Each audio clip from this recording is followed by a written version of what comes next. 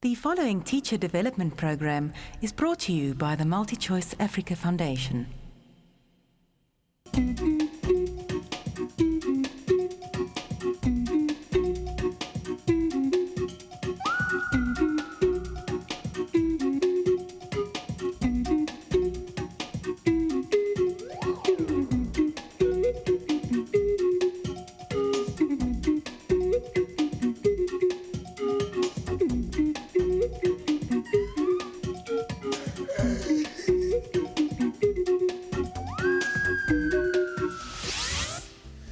Yeah, 1 week gone.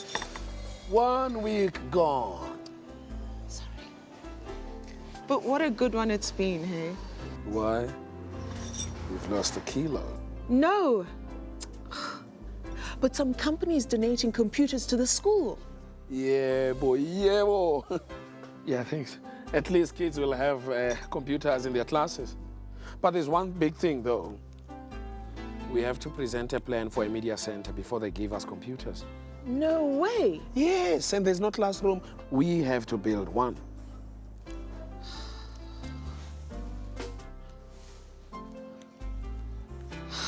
Let's build one.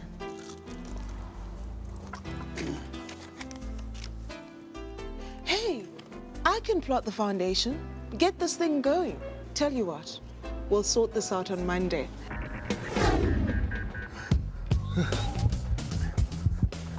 There you are. I see you've got the rope. Indeed. What's that for? You'll see. Hey, man.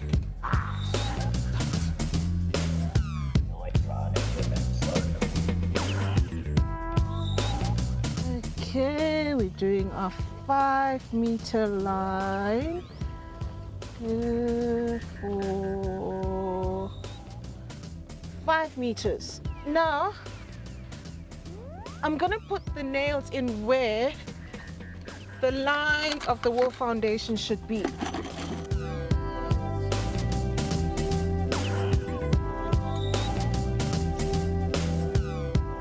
Okay, the foundations are going to be a rectangle, and that is 5 multiplied by 10 meters.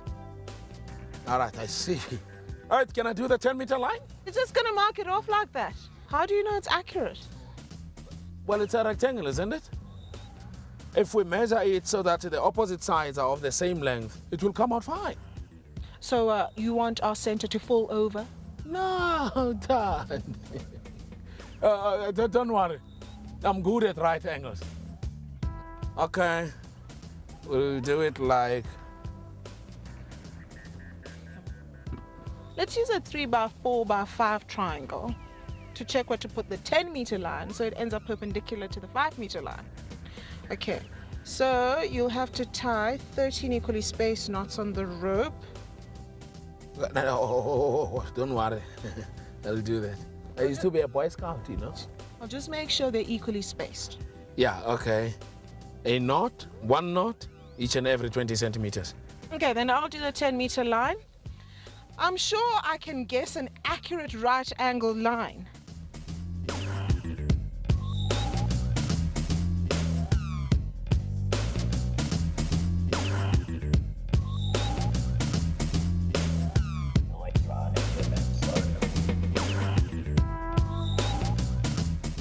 That line is pretty skewed. And that is not a right angle. It is. Okay, prove it. Come here with that rope. 3 units that side.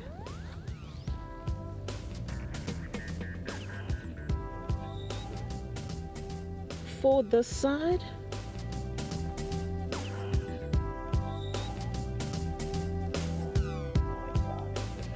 Okay, and this then should be 5. Oops, the rope's too short. That means that's more than 5 units. Damn it, you were right. So we're gonna have to adjust it so that the diagonal is 5. 5. How do you know it should be 5? Well, based on Pythagoras' theorem, it should be. What? Pythagoras' theorem, it's all about right angles. See, if this is a right angle, then the square of the longest side should be equal to the sum of the squares on the other two sides. See, you tied 13 equally spaced knots on the rope, and that gave you 12 units. So you could use the rope to do a 3 by 4 by 5 triangle. It's a trick used by ancient Egyptians.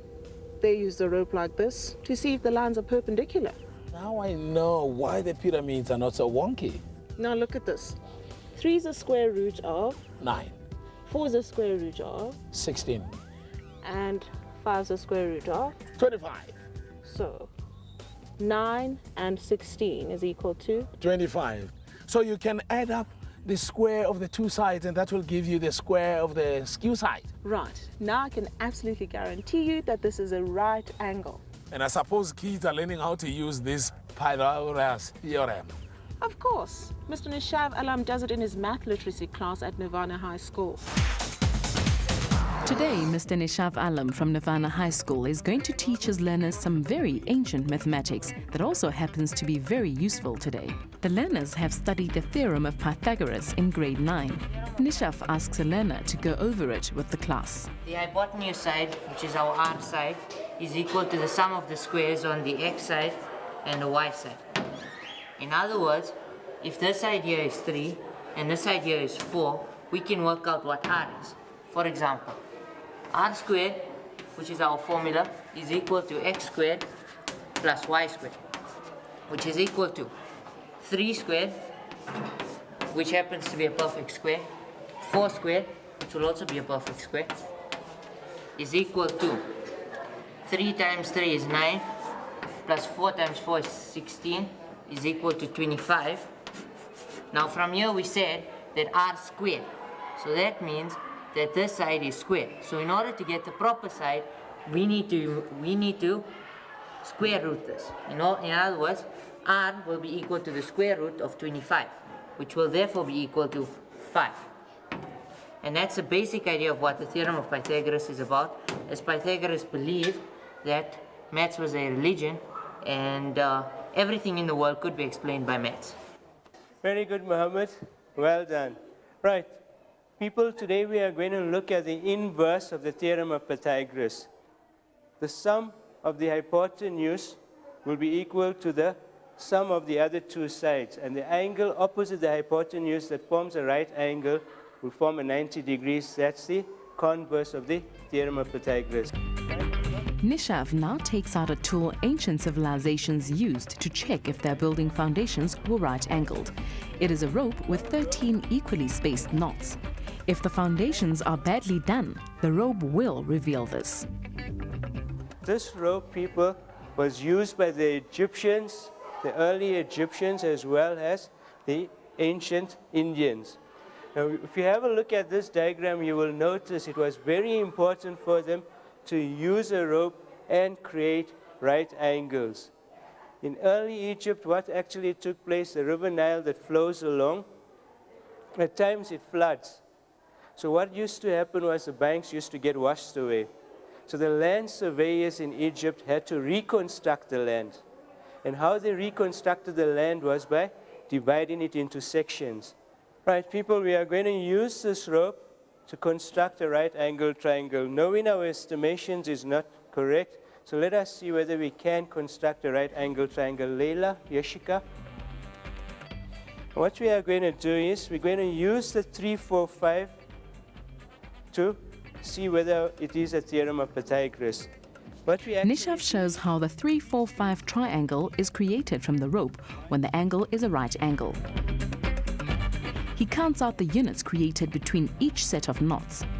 A 3-4-5 triangle is an example of a triangle for which the theorem of Pythagoras applies. These types of triangles were used from Babylonian times in building structures like the pyramids. Okay, this is what the ancient Egyptians used, and they actually called it the land surveyor's rope stretchers. The learners now make their own Egyptian ropes, making 13 equally spaced markings.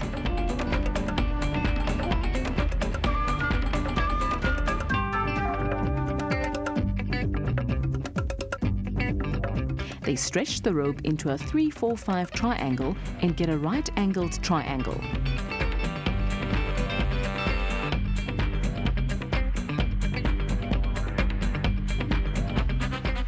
Nishav now explains the task for today's lesson. The learners will construct a model of a small shack with a sloping roof. The roof is exactly 30 by 40 centimeters big. Nishav asked the learners to pretend that they have ordered the roof, but the shop will only deliver later. This means that when they plant the poles, they will not be able to use trial and error to get it right. To find the correct position for the poles, they will have to use the theorem of Pythagoras. This length will be our front wall, and the other pole is 20 centimeters. This is our back wall. Okay, we know that our roof is 30 centimeters. This is how we get our slope. The difference will be, if we measure 20 and 20, we subtract, we get a difference of 10 centimeters.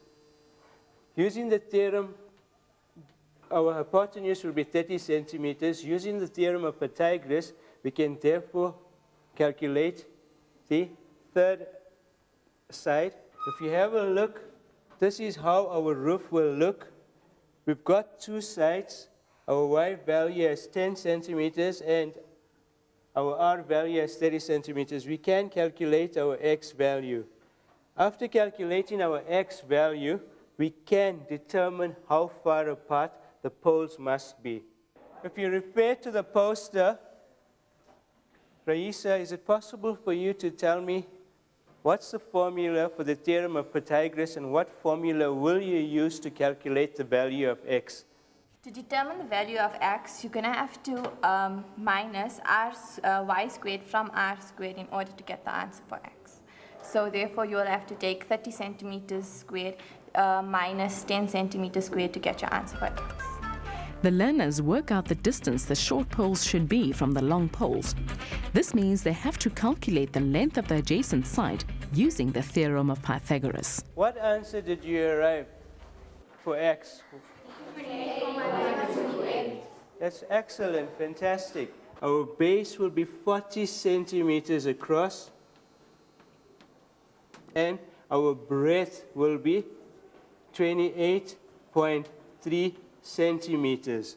You measure exactly 28.3 centimeters, and if you join it, you will get a rectangle being formed. Now the learners plot out the plan for their rectangular foundations.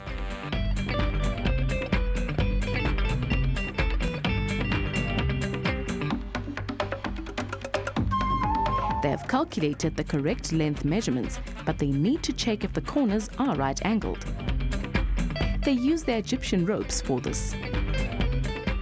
Right, after we have worked out our foundation and base, we will stick it onto our cardboard. The learners now start building their models. Nishav has made sure they have all the correct materials to make sure the poles can be planted sturdily. The learners have to plant the poles inside the corners of the rectangle they drew for their foundations.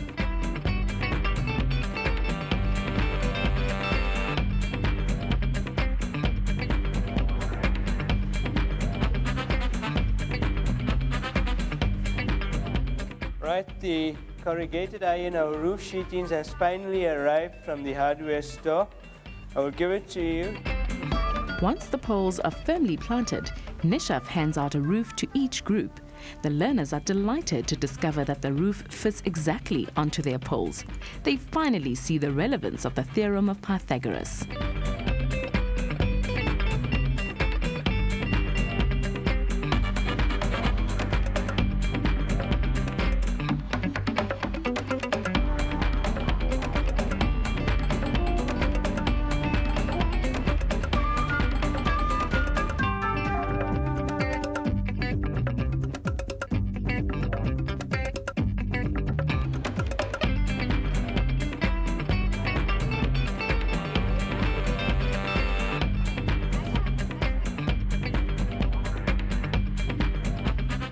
Build a shack similar to this with the same aspects of theorem of Pythagoras. You can use it using all of these calculations we learned, how to use it, and how to put up these shacks and stuff. And you can build a dog kennel or putting up your own room. You can even use it using the old Egyptian methods of theorem of Pythagoras. You can use it. It really is the geometry around us that we're dealing with in maths literacy.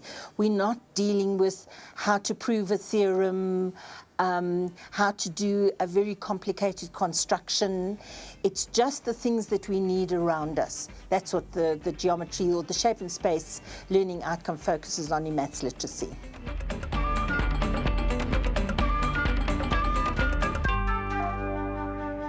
Since I've heard about Mr. Pythagoras' theorem, I'm seeing triangles everywhere. For a change, it's not the love triangle variety. Just look at this scaffolding. It's a triangle upon triangle, and it makes the scaffolding stronger.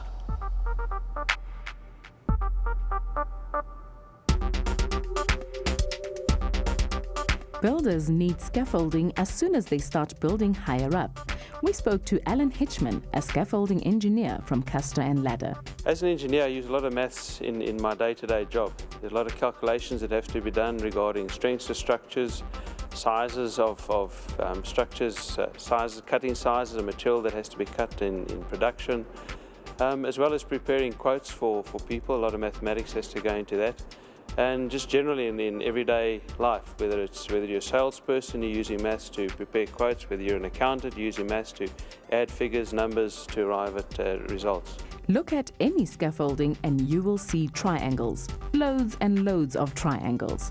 Adding triangles to a structure is called triangulation, and there's a very good reason for this. Let's assume that this is a four-posted structure and it does not have a cross brace in place.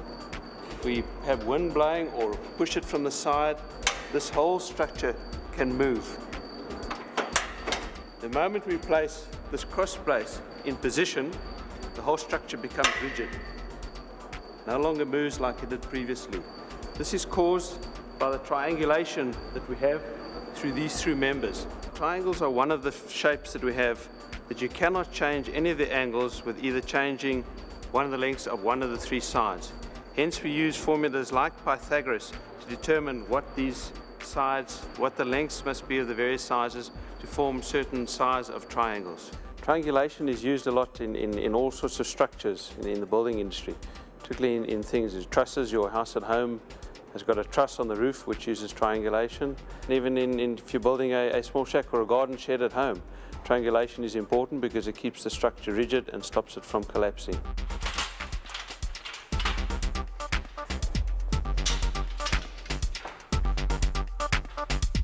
This platform can hold a total of 130 kilograms. The whole scaffolding, as we see it here, only weighs about 45 kilograms. The reason for that is we've used a lot of triangulation in the structure so that we can make a very lightweight structure that is very rigid. An outrigger is used to increase the base size of the structure. We want the outriggers to be at least 3 times or 1/3 of the total height of the structure.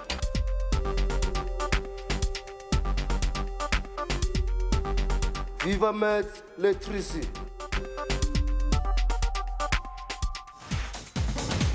Thandi, please go through. Mr. Malobi is ready for you. That's us. Showtime to get these computers. May the gods be with us. And Pythagoras and his triangles. Thank you. Pleasure.